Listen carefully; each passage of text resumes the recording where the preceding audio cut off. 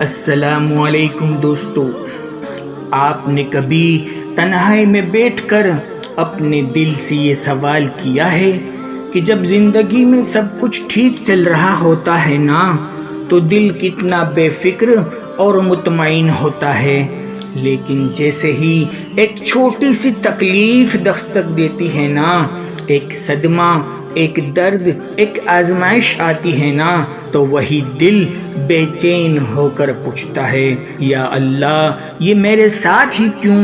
کیا آپ نے کبھی سوچا کہ خوشی میں ہم اللہ کو بھول کیوں جاتے ہیں اور درد میں اسی کو ڈھونڈنے کیوں لگتے ہیں؟ ایک بزرگ کا قول ہے، انسان نعمت میں غافل ہوتا ہے اور مصیبت میں جاگ جاتا ہے۔ حقیقت یہی ہے کہ اللہ دونوں حالتوں میں ہمیں اپنے قریب بلا رہا ہوتا ہے۔ یہ دنیا جنت نہیں ہے، یہ تو ایک امتحان گاہ ہے۔ یہاں ہر شخص کو آزمایا جائے گا، کسی کو دولت سے، کسی کو اولاد سے، کسی کو شہد سے اور کسی کو صبر سے۔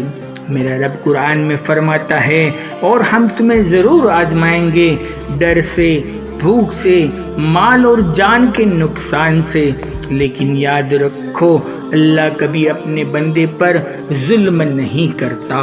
ہر آزمائش کے پیچھے ایک گہری حقیقت چھپی ہوئی ہوتی ہے، جیسے ایک سونار سونے کو آگ میں ڈالتا ہے نا تاکہ اس کی ملاوٹ جل جائے، ویسے ہی اللہ اپنے بندوں کو درد کی بھٹی سے گزارتا ہے تاکہ اس کا ایمان اور زیادہ صاف اور قیمتی ہو جائے۔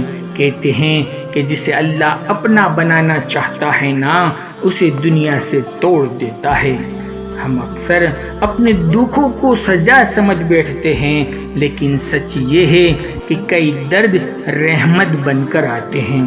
اگر یہ درد نہ ہوتے تو شاید ہماری پیشانیاں سجدوں میں نہ جھکتی، اگر یہ آنسو نہ ہوتے تو شاید دل اتنا نرم نہ ہوتا، اور اگر یہ ٹوٹن نہ ہوتی تو شاید ہمیں اتنی سچائی سے اللہ کی طرف رجوع نہ کرتے۔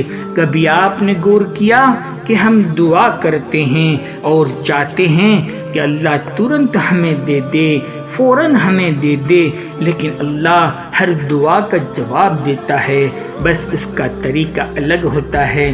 ایک حدیث پاک کا مفہوم ہے، بندہ دعا کرتا ہے اور اللہ اس سے وہی دے دیتا ہے، یا اس سے بہتر چیز دیتا ہے، یا اس سے کوئی مصیبت ٹال دیتا ہے۔ ہم کہتے ہیں کہ یا اللہ ابھی دے دے، اور اللہ فرماتا ہے ابھی نہیں، ابھی تمہیں صبر سکھانا ہے۔ ہم کہتے ہیں یا اللہ یہ تکلیف ختم کر دے، اور اللہ کہتا ہے اس تکلیف میں تمہاری تربیت ہے۔ یاد رکھو اللہ کی ہر تاخیر انکار نہیں ہوتی، بلکہ وہ تو بہتر وقت کے لیے ہوتی ہے یا کسی بہترین چیز کے لیے ہوتی ہے۔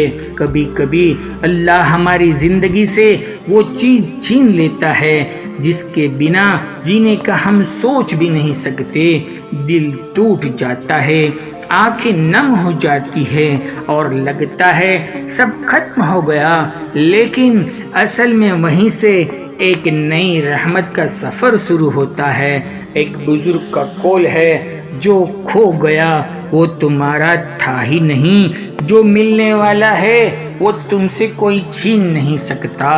جیسے ایک ماں اپنے بچے کو کڑوی دوا پلاتی ہے نا، بچہ روتا ہے، چلاتا ہے، لیکن سمجھ نہیں پاتا کہ اس کے ہاتھ میں شفا بھی ہے، ویسے ہی ہم آزمائش میں روتے ہیں، شکایت کرتے ہیں اور بھول جاتے ہیں کہ یہ اسی رب کی طرف سے ہیں جو ہم سے 70 ماؤں سے بھی زیادہ محبت کرتا ہے۔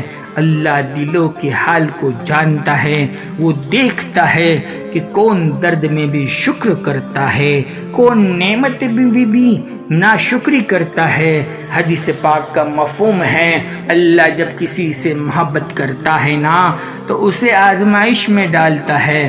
تو اگر آپ آج دکھ میں ہیں نا، غم میں ہیں نا، تو خود کو بدنصیب مت سمجھیے، بلکہ یہ سمجھیے کہ اللہ آپ کو یاد کر رہا ہے، آپ کو چن رہا ہے، آپ کو اپنے قریب بلا رہا ہے۔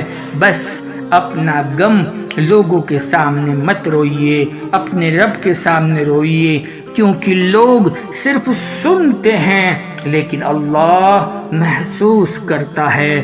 مایوسی کو دل میں جگہ مت دیجیے، اللہ کا دامن تھامے رکھیے، کیونکہ اندھیری رات چاہے کتنی بھی لمبی کیوں نہ ہو، صبح ضرور آتی ہے، اور بہتے ہوئے آنسو ایک دن مسکراہٹ میں بدل جاتے ہیں۔ آج اگر راستہ مشکل ہے تو یقین رکھیے کل آسانی آپ کا انتظار کر رہی ہے۔ بس صبر کے ساتھ اللہ پر بھروسہ رکھیے، کیونکہ سب سے بہتر فیصلہ کرنے والا ہے۔ یا اللہ، جو بھی یہ پیغام سن رہا ہے نا، اس کے دل کے بوجھ کو ہلکا فرما دے، اس کی پریشانیوں کو آسانیوں میں بدل دے، اس کے آنسوؤں کو مسکراہٹ میں تبدیل کر دے، اور ہمیں اپنی حکمت پر راضی رہنے والا بنا دے۔ آمین۔ درود بھیجتے ہیں ہمارے پیارے نبی حضرت محمد مصطفیٰ صلی اللہ علیہ وسلم پر۔ اللہ ہمیں ان کی سنت پر چلنے کی توفیق عطا فرمائے، آمین۔ اگر یہ پیغام آپ کے دل کو چھو گیا ہو تو اسے آگے ضرور پہنچائیے، شاید آپ کے ایک شعر سے کسی کا ٹوٹا ہوا دل پھر سے جڑ جائے۔ جزاک اللہ خیر۔